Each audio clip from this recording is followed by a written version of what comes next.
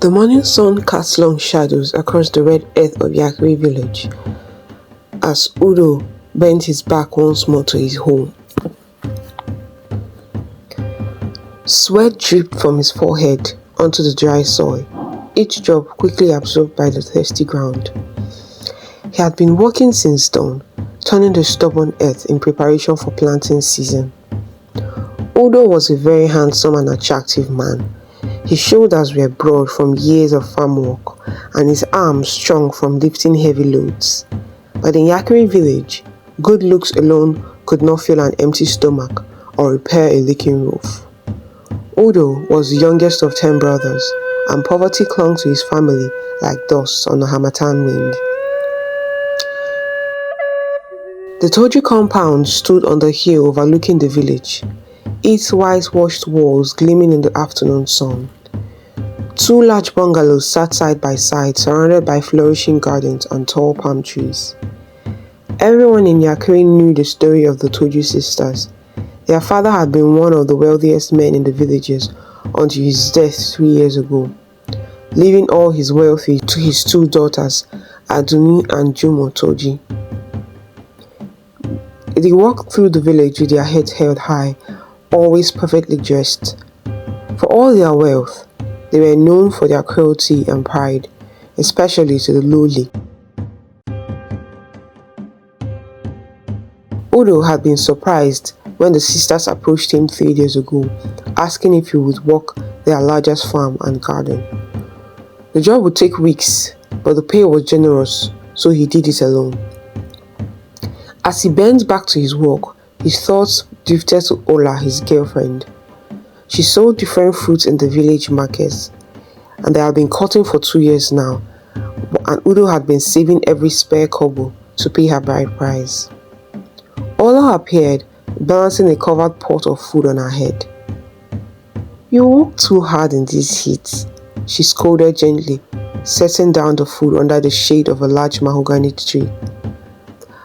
"Please come and eat before you collapse."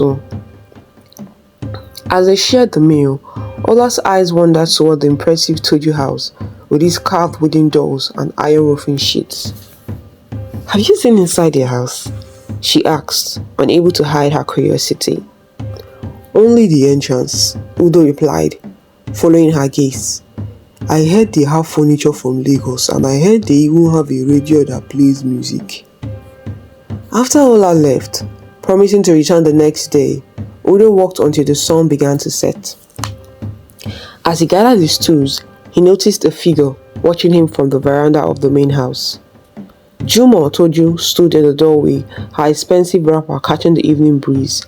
When their eyes met briefly, she quickly disappeared inside. The next afternoon brought an unexpected surprise. As Udo walked under the blazing sun, a young girl appeared carrying a tray covered with a white cloth. "My madam said I should bring this to you," she whispered, setting down the tray before hurrying away. Under the cloth, Udo discovered fried bushmeat, fried plantains, and a bottle of cold palm wine. He looked toward the house, puzzled.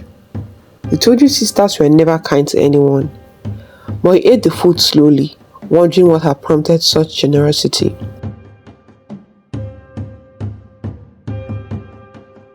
When Ola arrived that afternoon, she seemed quieter than usual. As they sat under the mahogany tree, she finally spoke her mind. "Udo, what is happening here?" "Ah, what do you mean?" "Twin sisters are not kind women, Udo. If Jumo is being good to you, you should be uncomfortable." Udo set down his bowl and took Ola's hands in his. "I know something seems strange. And be careful, I promise. But we need the money and I cannot afford to anger them while I'm working here." Ola nodded reluctantly.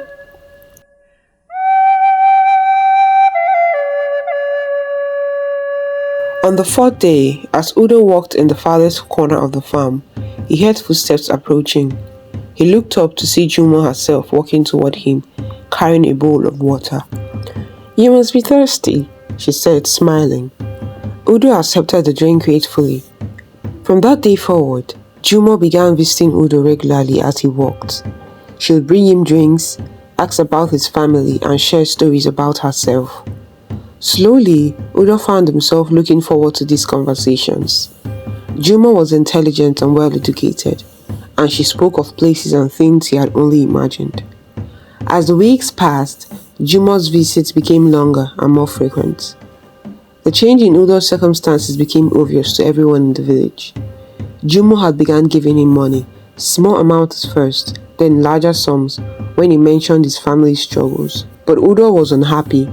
He had not told Ola about the money or help he was receiving from Juma. He told himself he was protecting her from worry, but deep down he regretted it. Udo had finished his work for the day and was preparing to leave when Juma appeared beside him. "Walk with me, please," she asked slowly, leading him toward a small grove of palm trees away from the house. "Udo, these past weeks with you have been the best." Udo's heart began to race. He had sensed this moment approaching, but had hoped to avoid it. "I love you, no. Okay, I know you're cutting the fruit seller, but I believe we could make each other happy." Juma, you're a good woman. But Ola and I, what can she offer you? A life of poverty? Or children who struggle as you've struggled? Over the following weeks, Juma sent gifts to Udo's family. The pressure on Udo became immense. His brothers, who had never shown much interest in his welfare before, suddenly became frequent visitors, all with the same message. "This is your chance to lift our family up," his older brother, Kelechi, told him. "They told you girl has money, land, connections, and do you want to stay poor forever?" "But I love Ola," Udo protested. "My dear, love does not feed the stomach or repair roof," Kelechi replied harshly. "You can tell her anything, she will understand." But Ola did not understand. When Udo finally told her about Jumo's proposal and his family's pressure, she stared at him in disbelief. "So you want to abandon all we have because of money?" she asked, tears streaming down her face. Please Ola, just understand me. I'm doing this for my family, for our future." "What future? You're just selfish."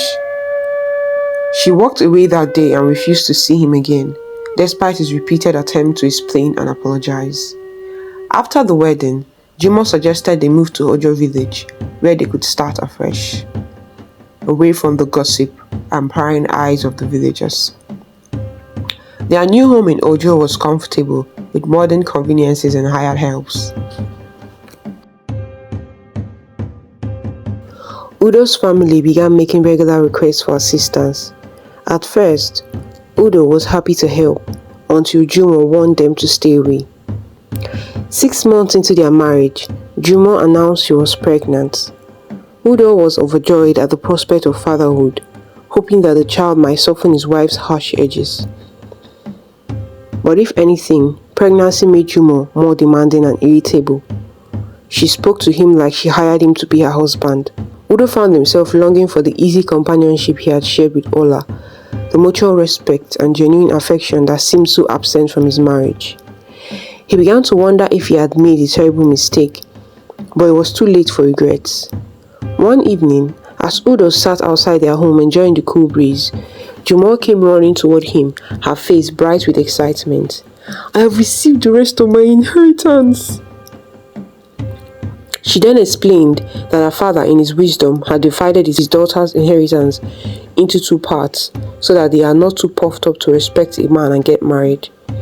They would get the other part when they were married. A cold suspicion crept into Udo's heart. "Wait, so that's why you married me?" he asked quietly. Jumo's laughter died and she looked at him with surprise. "If I only wanted marriage for the inheritance, why would I choose you? Do you know the kind of men that are coming from my hand?" 1 year after, Udo and Jumo were parents to handsome twin sons, Zatu and Tutu. The twins brought out a gentler side of Jumo, and for several months, their home was filled with laughter. Udo began to believe that their marriage might work after all. He awoke one morning to the smell of smoke. Udo went for his sons and rushed outside calling his wife. But the flames had spread too quickly and the roof had already collapsed. Juma was gone. After her burial, Juma wondered how he would manage as a single father. His worst fears were realized when he tried to claim Jumo's properties, but unknown people chased him away. Within weeks, he found himself as poor as he had ever been, but now with 2 babies depending on him for survival. Udo's brothers, who had encouraged his marriage so enthusiastically, suddenly had no room in their homes for him or his children. An elderly widow named Dodo, who had no children of her own, took pity on him and offered to take care of the twins while he worked. For years, Udo struggled to provide for his sons while working whatever jobs he could find. He carried loads in the market, tended other people's farms, and took on any task that would earn him a few kobo. One day, while buying supplies in a distant market, he came face to face with Jumo's elder sister. Udo's first instinct was to walk past without acknowledging her. After all, she had not even attended her own sister's funeral. But as he drew near, she immediately bowed her head in greeting, a stark contrast to the arrogant woman he remembered. She told him she got married to a man that changed her and made her a better person. Then she apologized for all her excesses in the past. Udo only nodded and asked why she did not come for Jumo's funeral. Because Jumo is not dead, Udo. She set her heart on fire intentionally and ran away. Udo stared at Aduni, unable to process what he had just heard. What are you saying? You don't know your wife. Jumo is greedy and deceitful. She heard about a city 7 rivers away and she has always wanted to go there. I guess she sold all she had to travel to that city. That was why she married you, because she felt you were gullible. They sat in silence for several minutes. Finally, Aduni spoke again. If you don't mind, can I see my nephews? And I also want to help you. It's the least I can do to make amends for my family's failures and wrongs to you. Udo was too stunned to refuse. He led Aduni to his small home, where she met Zatu and Tutu for the first time. Aduni had expected to find neglected, malnourished children, but instead found bright, healthy boys. Aduni gave Udo 2 plots of fertile land and helped him establish a small trading business. With her assistance and his own hard work, Udo slowly built a comfortable life for himself and his sons. Years passed peacefully. The twins grew into strong, intelligent young men who helped their father with his farming and trading. Udo never remarried as he found fulfillment in his relationship with his sons. Zatu, like his father, was quick to smile and slow to anger. Tutu, on the other hand, was protective of his family, quick to take offense, and had little patience for foolishness or disrespect. That evening, a loud knock echoed from the front door. Tutu offered to go check. Udo heard the door open, followed by 2 loud slaps and a woman's loud cry. "What is wrong with you, Tutu?" Udo called out, rushing toward the door. Dad, you did not even ask me what was wrong. I was asking her politely what she wanted, but she started insulting you. I was just teaching her some manners. The woman slowly lifted her head and Udo was shocked. "You have turned my children against me, you wretch," she spat, holding her cheek where Tutu had struck her. "Tutu, leave us," Udo said quietly. "What do you want?" Udo asked when they were alone. "I made mistakes, Udo. I was young and foolish, but I want to make things right now," Jumo replied. But Udo quietly chased her away from the house and asked her not to return. Udo came back to the curious stare from his sons. "But Dad, what does she want with us?" Zatu asked. "Tutu, take the 10 tubers of yams to Chief. Zatu, go and feed those bleaching goats before I go deaf," Udo said, ignoring their questions. The twins immediately went on their errands. They knew that whenever their father responded like this, it meant that it was not yet time for them to know more. But Jumo did not stop. She kept coming back, asking for one or both of her sons. Early one morning, 2 men arrived at his compound, informing him that Jumo was in danger. When he heard that violence was involved, his conscience would not let him ignore her, despite everything Jumo had done to him. "What is happening here?" he asked the men. The largest of the men turned to face him. "Are you her husband?" I was. What do you want with her?" "Well, she owes her master money. She promised to pay with her sons and said they will work for him until the debt is settled. But she has been deceiving us." Udo felt his blood turn cold. Even now, even after 20 years, Juma was trying to use their children for her own selfish purposes. "How evil you have become," Udo said to Juma, who was on the ground. Without another word, he turned and left, leaving Juma to face the consequence of her choices alone. Later that day, neighbors told him the men had taken Juma with them, saying she would work as a servant to their master until her debt was paid. That evening, Udo sat with his sons and told them the full story about their mother. The family name, which had once been associated with poverty and struggle, became respected throughout the region.